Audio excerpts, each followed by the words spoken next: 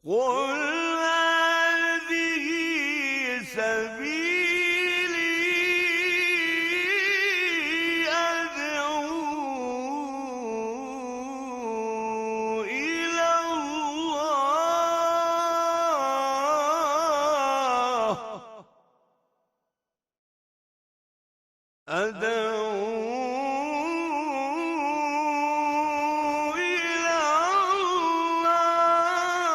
على بصيرة أنا ومن اتبعني وسبحان الله وما أنا من المشركين. بسم الله الرحمن الرحيم. إن الحمد لله نحمده ونستعينه ونستهديه ونستغفره ونعوذ بالله من شرور أنفسنا ومن سيئات أعمالنا. من يهده الله فلا مضل له ومن يضلل فلا هادي له، وأشهد أن لا إله إلا الله وحده لا شريك له، وأشهد أن محمدا عبده ورسوله صلى الله عليه وعلى آله وأصحابه وسلم تسليما كثيرا. أما بعد. Moving on, he said, وَالدَّلِيلُ قَوْلُهُ تَعَالَى وَاعْبُدُوا اللَّهَ وَلَا تُشْرِكُوا بِهِ شَيْئًا. Let's go back to the proof that he said. We said this is a very comprehensive proof that shows that the biggest obligation is Tawheed and the biggest forbidden is shirk. وَاعْبُدُوا اللَّهَ. The verse is وَاعْبُدُوا اللَّهَ. Who's Allah directing the speech to? Is it Muslim and Kafir or Muslim alone? It's actually for Muslim and Kafir. It includes Muslim and Kafir. It's for all mankind. And it's more specific in another verse in Surah Al-Baqarah. Ya ayyuhan nasu u'budu rabbakum. O you mankind. Allah didn't say, O you who believe, O you mankind. When Allah mentions that ibadah is for everybody, He's ordering everybody to do ibadah and worship La ilaha illallah. But when He mentions the fruits of it, it's only for the believers. ذَلِكَ الْكِتَابُ لَا رَيْبَ فِيهِ هُدًى لِلْمُتَّقِينَ. The benefit of the book is only for who? Everybody? No. It's for those who are pious, the believers. The non-believers are excluded. But the order to worship goes for the Muslim and Kafir. The fruits are only for those who believe. وَاعْبُدُوا. He orders ibadah. What type of ibadah here? The ibadah here is not restricted. So it's any type of ibadah. It's general and it's left open. So it's every ibadah, the principal root foundation ibadah, which is Tawheed in itself. And then all secondary types of ibadah, salah, siyam, hajj, fear, love, hope, dua. وَاعْبُدُوا اللَّهَ وَلَا تُشْرِكُوا بِهِ شَيْئًا. And it has to be ikhlas and mutaba'ah. It's got to be based on Tawheed first. The pillar is Tawheed. The worship has to be based on Tawheed. If someone refers to as ibadah is worshiping other than Allah, it's null and void. It's false ibadah. It's not ibadah. It's null and void and false ibadah. Ibadah without Tawheed is like salah without wudu. Just like your salah is not accepted without wudu, ibadah is not accepted without Tawheed. Shirk voids Tawheed, just like breaking your wudu invalidates your tahara, your purification. وَلَا تُشْرِكُوا بِهِ شَيْئًا. Allah ordered us to worship Him alone. Then He deterred from shirk. He said, don't commit no shirk. وَاعْبُدُوا اللَّهَ. It means to worship Allah alone. If they worship Allah alone, then وَاعْبُدُوا اللَّهَ in itself doesn't need no additions. It's sufficient in itself. That in itself deters from shirk. But there's also a nafi part. وَاعْبُدُوا اللَّهَ وَلَا تُشْرِكُوا بِشَيْءٍ. To assure the matter. The next part of the verse, which is the matter that we said is nafi, وَلَا تُشْرِكُوا بِشَيْءٍ. To ensure that one will not associate partner in any way. It's not initiating a new concept, it's elaborating on وَاعْبُدُوا اللَّهَ. When he followed وَلَا تُشْرِكُوا, that's to affirm. He's not initiating a new fact, but the fact was already established right there to worship Allah alone. وَلَا تُشْرِكُ is to ensure. That's to show the importance of Tawheed and the danger of shirk. Now the shirk here include both minor and major. The verse is broad, and that's how it's best to leave it. It's broad. It includes both major and minor shirk. We spoke in the past on minor shirk. If you remember, you can go refer back to it. Let me give you the grammatical breakdown for those who want to show you how shirk is actually a general to encompass minor and major. And paying attention. I want to go through it quickly. These are detailed grammatical benefits. You really don't have to know them unless it interests you. Some of the brothers here are interested in that. Maybe if we do an Arabic class in the future, it'll become much easier to understand. وَاعْبُدُوا اللَّهَ وَلَا تُشْرِكُوا بِهِ شَيْئًا. Shay'a here is nakira. Nakira is a common noun. A common noun in the context of deterring makes it general. شيء نكرة في سياق النهي فتعم. A common noun, nakira, in the context of a sentence of deterrent makes the matter general. So shay'a means everything. Everything associated, an angel, messenger, prophet, saints, anything. Shay'a includes everything. So the general speech in tushriku, do not commit shirk, that's everything. But to top it off more, the nakira, shay'a, adds emphasis also as well. Because this is a dangerous matter. Through all that, keep in mind that even though the verse would have been perfectly okay without shay'a, it was added for emphasis because it's a dangerous matter. It's reiterated because it's a dangerous matter and because worship cannot be completed without staying away from shirk. The proper worship cannot be completed without staying from all forms of shirk, apparent and hidden, and that's an essential factor for your ibadah to be accepted. وَاعْبُدُوا اللَّهَ. And the second one is to be in accordance to the Quran and Sunnah. وَاعْبُدُوا اللَّهَ. In order for here, وَاعْبُدُوا اللَّهَ, the order is for wujub. Sometimes orders in the Quran and Sunnah are for wujub, sometimes for Sunnah. Here it's for wujub. Whoever does not worship Allah is an arrogant kafir. Kafir mustakbir. Whoever worships someone with Allah, with a partner, associates a partner, he's a kafir mushrik. Whoever worships Allah alone is a sincere Muslim, is a Muslim mukhlis. And that's the three categories. Now let's move on. The author said, إِذَا قِيلَ لَكَ مَا الْأُصُولُ الثَّلَاثَةِ التي يجب على الإنسان معرفتها فقل معرفة العبد ربه ودينه ونبيه محمدا. These are the three principles that you must know.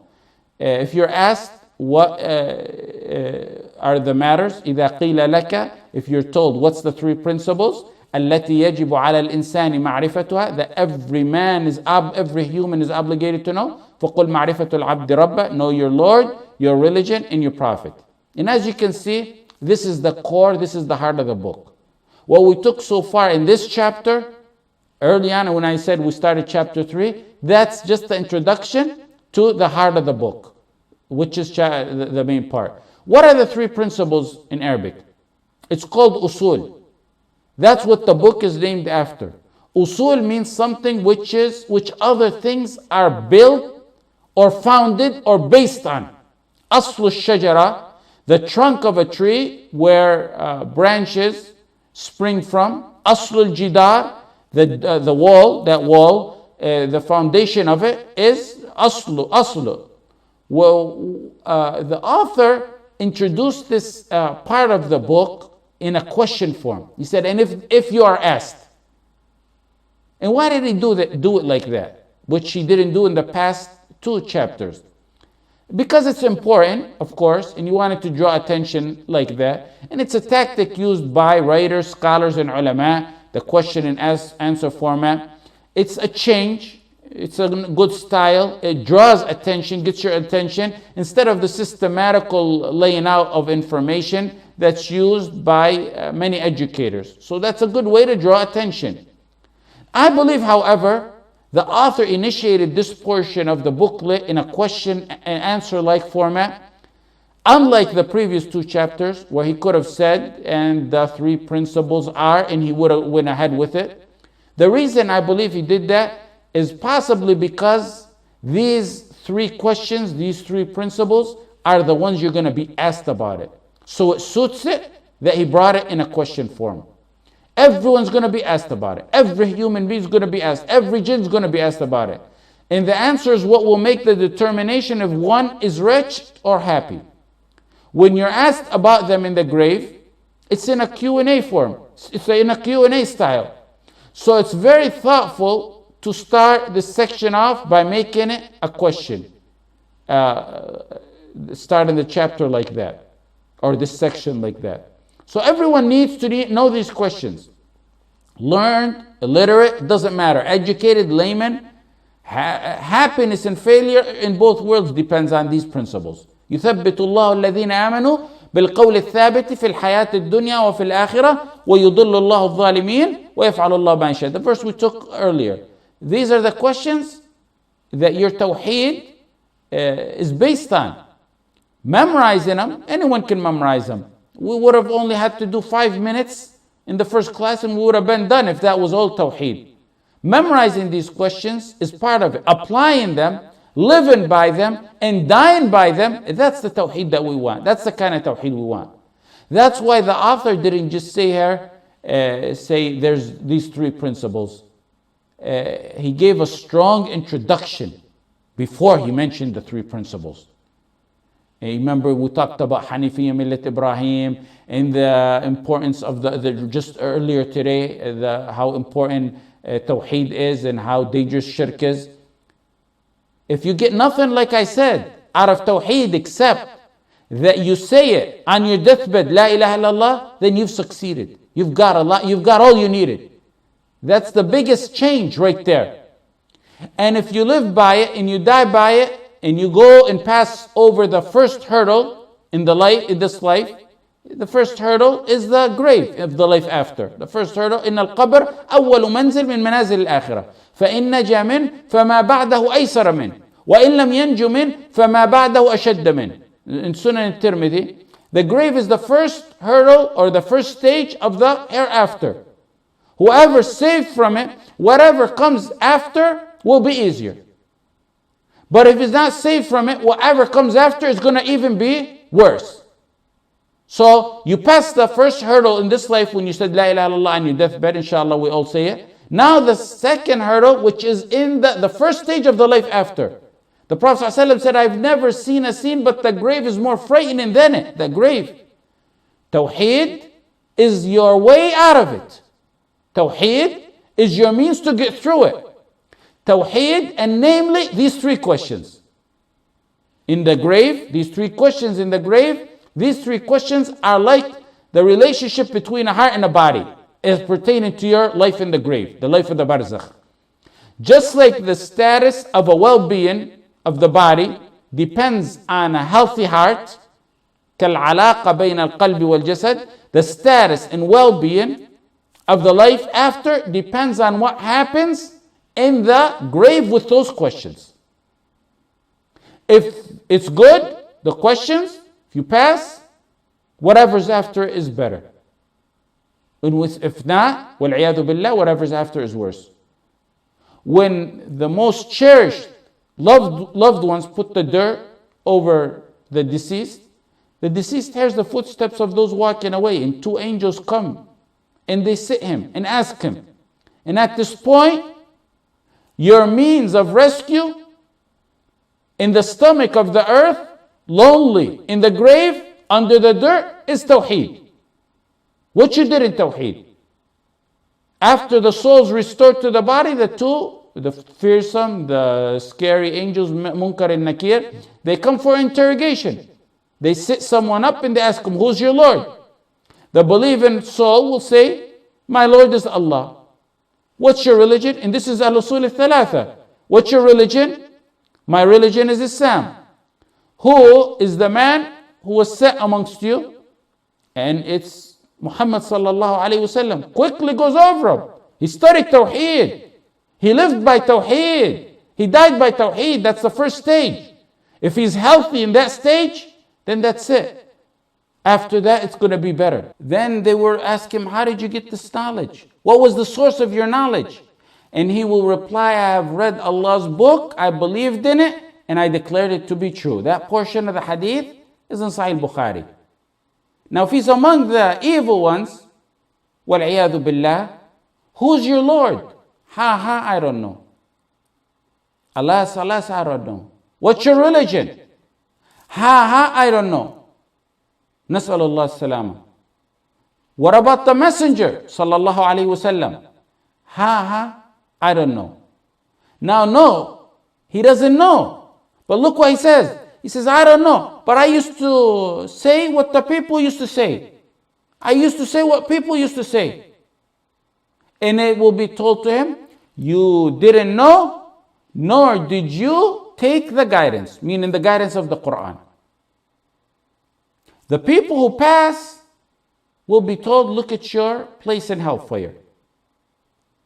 Allah has given you, and they will see an opening in the grave, then Allah will they will see their place in paradise, and they will be told that's what's awaiting you. The dead person will be both righteous and not righteous, will see both places. The non-believer, after not answering, will be hit with an iron hammer between his ears, and with a force that's so violent that it'll crumble a mountain, and he will cry. And that cry will be heard by everything, whatever approaches him, except a human being and jinn. A call is then heard from heaven. He lied, spread out the carpets of hell for him, and take him to his place in hell. نسأل الله السلامة. اللهم إنا نعوذ بك من عذاب القبر. اللهم نجنا من عذاب القبر. اللهم أعذنا من عذاب القبر. Then after that, ugly beings wearing ugly garments and giving out foul, offensive orders come to the disbelieving soul. And they say, be grieved with what displeases you. And of course, the opposite is true for the righteous. Be grieved with that which displeases you. This is the day that you have been promised. This is the day we told you about. And he's going to ask, who are you? Who are you? Your face is so ugly. It looks like evil. And that person will say, I am your wicked deeds. Of course, to the believer, we don't want to go through the whole hadith. The believer, the opposite is true. النار يعرضون عليها غدوا وعشيا ويوم تقوم الساعة أدخلوا آل فرعون أشد العذاب. They are exposed to the fire morning and afternoon. And on that day, when the hour will be established, when the judgment day is there, Pharaoh and his people will be entering the severest punishment. عن عائشة عن النبي صلى الله عليه وسلم قال إن للقبر ضغط لو كان أحد ناجيا منها لنجا منها سعد بن معاذ. The grave has a squeeze. If anyone was to be relieved from it, would have been Sa'd ibn Mu'adh. The man, in Bukhari and Muslim, Prophet ﷺ says, اهتز عرش الرحمن لموت سعد. The throne of Allah shook for his death. He lived from 30 to 36 in Islam. He died 36 years old. 6 years was his age in Islam. 70,000 angels were in his funeral procession. Allah's throne shook from when he died. If anyone was to be relieved from that squeeze, it would be Sa'd ibn Mu'adh. Scary, terrifying. But what's slightly comforting is what Abu al-Qasim al-Sa'di in his book Al-Ruh said, no one's relieved from the squeeze of the grave except the righteous. They get a simple squeeze and then it's eased. But the disbelievers will get an ongoing, everlasting, powerful squeeze. Life on Tawheed, living on it, surviving on it, and dying on it so you can be resurrected on it is our goal, inshallah. Maybe I don't think I'll be here next week. I have some lectures to do. But my hope, inshallah ta'ala, is that we finish within less than 10 classes. Within 10 classes, we'll have this book done. And I think next month or either at the end of January or February. I don't have as many other obligations and lectures, so we can probably have 2 per week. We can finish this book. Allahumma arzuqna husn al-khatimah واجعل خير أعمالنا خواتيمها واجعل خير أيامنا يوم لقائك اللهم ثبتنا عند الموت بلا إله إلا الله وثبتنا عند سؤال الملكين بالقول الثابت واجعل قبورنا روضة من رياض الجنة ولا تجعلها حفرة من حفر النار. So inshallah we'll stay posted for the announcements, and like I said, it'll probably be within less than 10 classes that we finish this book. Less, that's my maybe 8. It depends on each timing of the class. So I'm saying this to keep you inspired. Don't give up hope. If you reach this far, there's only a little bit left, not much left. And after that, we will discuss with you and inshallah our brothers and sisters who follow us online what other books they favor. The pace has to step up a little.